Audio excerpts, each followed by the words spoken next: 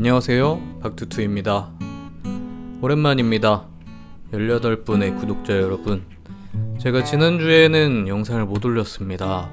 공부에 집중을 하느라 시간이 없어서 그랬는데요. 뭘 공부했느냐면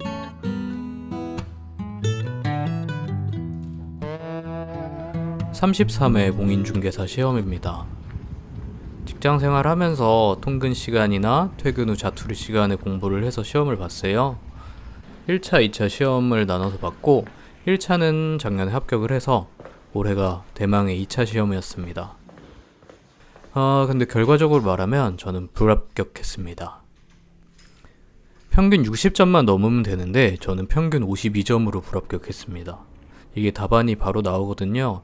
시험 문제는 또 가지고 갈 수 있어서 결과를 바로 알 수가 있습니다.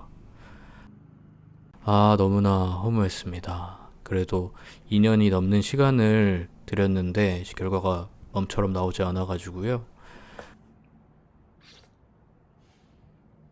그래서 바로 맥주 한 캔 까고 친구들이랑 술 한잔 했습니다.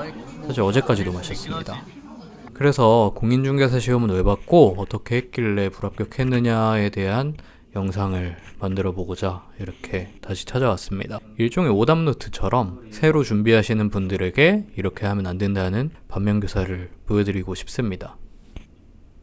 먼저 공인중개사 시험이 뭐냐 하시면 그 부동산 있잖아요. 부동산을 차려서 부동산 중개 업무를 하기 위한 자격증입니다. 1년에 한 번 시험이 있고 1차에 부동산학개론, 민법 이렇게 두 과목, 2차에 중개사법, 공법, 그리고 공시법과 세법을 함께 보는 이렇게 3교시로 이루어진 시험입니다. 한 과목당 40점이라는 꽈락이 있고 각 차수별 과목 점수 평균이 60점을 넘으면 합격하는 그런 시험입니다. 이게 동시에 1차, 2차 시험을 같이 볼 수도 있고 아니면 저처럼 올해는 1차 시험만 봐서 합격을 하면 내년도에는 1차 시험이 면제가 돼서 2차 시험만 합격하면 최종 합격할 수 있는 그런 시험입니다. 1차 시험 면제는 1년만 가능합니다.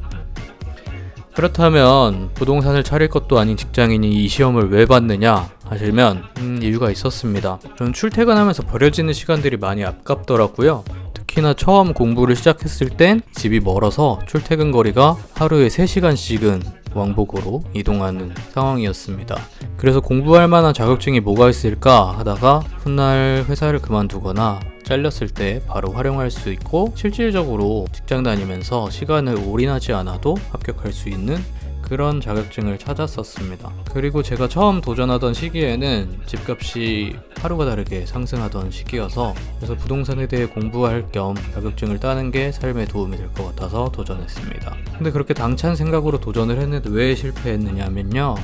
이제부터 저의 문제점을 짚어보겠습니다. 만약 새로 도전하실 분이라면 제가 했던 방식으로 하지 마시고 또 도전할지 말지를 결정하시는데 도움이 됐으면 합니다. 첫 번째 문제점입니다. 저는 동기부여가 굉장히 낮았습니다. 일단 공부를 출퇴근 시간에 인강을 통해서 하긴 했는데 목적 자체가 간절한 자격증 목적이 아니었고 시간을 무언가에 투자하려는 목적이었습니다. 그러다 보니 공부가 굉장히 재미가 없었고 관심사가 아니라서 좀 억지로 할당량을 채우는 공부를 했습니다. 그래서 인강도 배속을 걸어서 들었고 인강의 커리큘럼을 따라가지도 않았어요. 다음으로 공부 방식인데요. 저는 에듀윌 공인중개사 인강을 들었고요.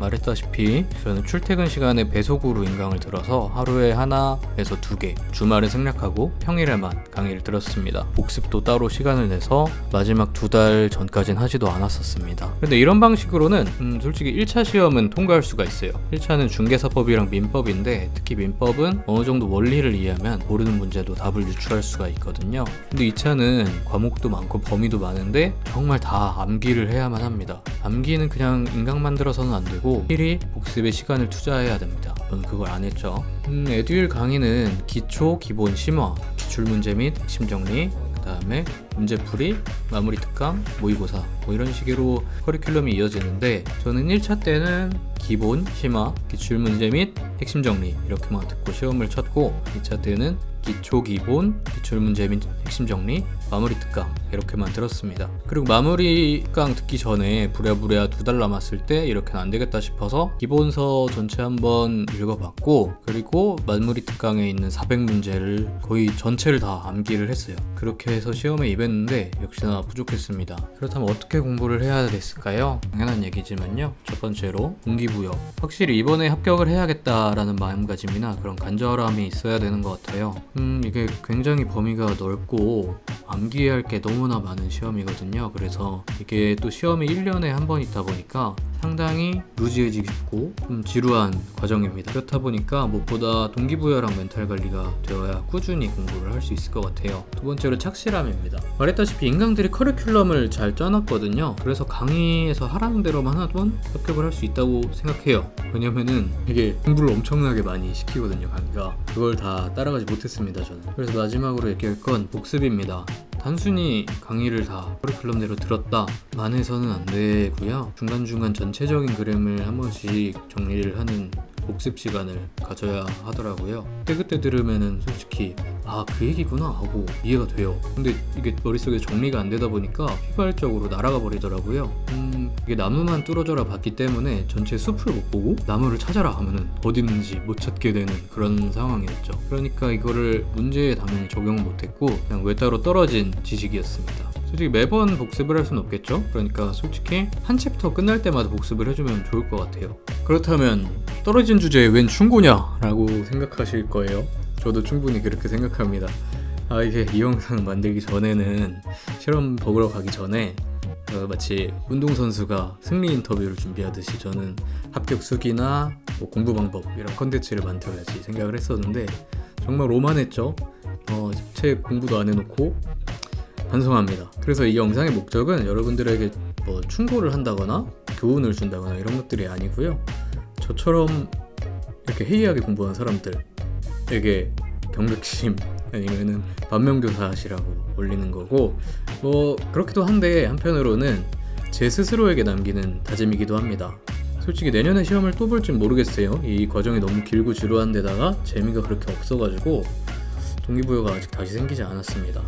그래서 아직 정하지 못했지만, 근데 이 시험이 아니더라도 무언가 새로운 것에 임할 때 좀 동기부여를 확실히 갖고 명확한 목적의식을 가져서 초심을 잃지 말아야겠다는 일종의 다짐을 하고 싶습니다.